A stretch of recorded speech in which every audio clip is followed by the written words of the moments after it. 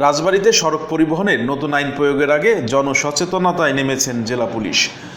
মঙ্গলবার সকালে শহরের ১ নং রেলগেট এলাকায় বিভিন্ন মোটরসাইকেল চালকদের মাঝে লিফলেট বিতরণ ও নতুন আইন সম্পর্কে অবগত করার মাধ্যমে এই কর্মসূচি শুরু করেন police super Mohammad Mizanur Rahman PPM. এ সময় অতিরিক্ত পুলিশ সুপার সদর হেডকোয়ার্টার মোহাম্মদ ফজলুল করিম, অতিরিক্ত পুলিশ সুপার সদর সার্কেল মোহাম্মদ শরীফুজ্জামান, রাজবাড়ী সদর থানার officers in charge Swapan Kumar Majumdar, DBN inspector Mohammad Omar Sharif, traffic পুলিশের inspector Abul Hossain Gazi, TI SM Asaduzzaman প্রমুখ উপস্থিত ছিলেন।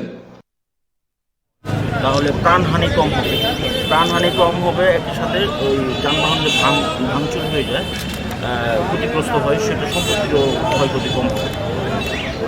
যানবাহনের ক্ষয়ক্ষতি চালকরা যদি এমনি আইন মেনে চলে তাহলে তো এই আইনের কঠোর আইনের প্রয়োগ করার কোনো দরকার নেই।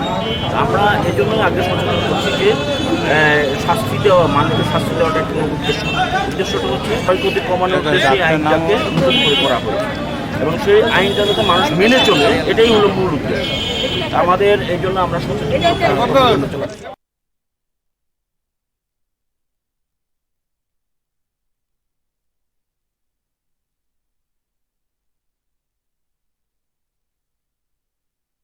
রাজবাড়ী সদর উপজেলার খানগঞ্জ ইউনিয়ন আওয়ামী লীগের ৩০ বার্ষিক সম্মেলন অনুষ্ঠিত হয়েছে। মঙ্গলবার বিকেলে বেলগাছি রেল স্টেশন মাঠে এ সম্মেলন অনুষ্ঠিত হয়। সম্মেলন উদ্বোধন করেন জেলা আওয়ামী লীগের ভারপ্রাপ্ত সাধারণ সম্পাদক কাজী ইরাদত আলী। এ সময় জেলা আওয়ামী লীগের যুগ্ম সম্পাদক অ্যাডভোকেট শফিকুল আজম মামুন, সাংগঠনিক সম্পাদক অসীম কুমার পাল, প্রচার সম্পাদক শফিকুল হোসেন, সদর উপজেলা আওয়ামী লীগের সাংগঠনিক সম্পাদক শেখ মোহাম্মদ ওয়াহিদুজ্জামান, পৌর আওয়ামী লীগের সাধারণ সম্পাদক শফিকুল ইসলাম শফি, খানগঞ্জ ইউনিয়নের চেয়ারম্যান আতার হোসেন তকদির, সাবেক চেয়ারম্যান গোলাম কিবরিয়া বাবলু প্রমুখ বক্তব্য দেন। সম্মেলনে মোহাম্মদ আখতারুজ্জামান রঞ্জু চৌধুরীকে সভাপতি ও শেখ মোহাম্মদ আবু নাসিরকে সাধারণ সম্পাদক মনোনীত করা হয়। সম্মেলন পরিচালনা করেন সদর উপজেলা আওয়ামী লীগের সভাপতি রমজান আলী খান।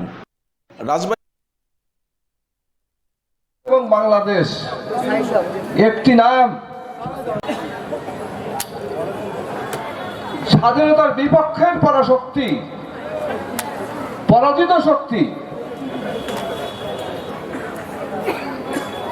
আমাদের জাতির পিতা বঙ্গবন্ধু শেখ মুজিবুর রহমানকে ষড়যন্ত্রের মাধ্যমে সপরিবারে শাহাদত বরণ করিয়ে তারা ভেবেছিল এদেশ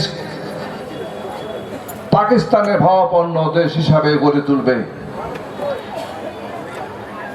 বঙ্গবন্ধু চেয়েছিলেন এদেশের কৃষক, খেটে খাওয়া মানুষ যাতে দুবেলা পেটে দুবেলা পেট ভরে ভাত খেতে পায়, কৃষক তাদের যেন ন্যায়সঙ্গত ফসলের মূল্য পায়। বাঙালি জাতির যে সমস্ত যুবক এবং যোগ্য ব্যক্তিত্ব তারা যেন তাদের সঠিক মূল্যায়ন পায়। অথচ ষড়যন্ত্রকারীরা এদেশের স্বাধীনতার নেতৃত্ব দানকারী আমাদের বঙ্গবন্ধু সহ আপনারা জানেন অনেক নেতাকে হত্যা করেছে।